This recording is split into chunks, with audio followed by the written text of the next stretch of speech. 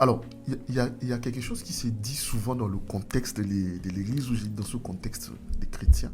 Souvent, il y a des frères qui sont reprochés de cette méthode. Je vous explique. La question, c'est l'explication. Vous allez comprendre ça. Alors, il y a un frère qui aborde une sœur. On est par exemple au mois de janvier.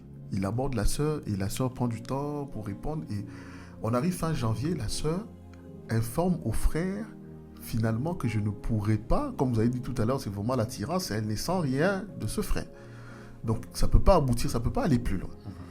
Alors, le frère aussi prend connaissance de cette information et il laisse la sœur. Donc, et on démarre le mois de février, le frère commence à aborder une autre sœur.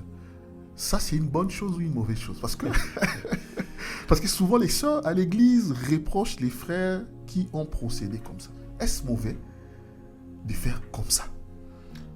Cette manière de faire, je ne dirais pas qu'elle est diabolique, mais elle montre une certaine immaturation du choix.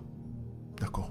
Parce que lorsqu'on a mûri son choix et qu'on a pris du temps, on a prié le Seigneur pour avoir des convictions si on peut avancer ou pas. Oui. Même si la sœur dit non, je pense qu'on est permis de continuer à croire. De continuer à prier. Papa Collins. De continuer à user des techniques pour toucher son cœur. Écoute, si la sœur dit non, peut-être parce que tu n'es pas arrivé à toucher ses cordes sensibles. D'accord.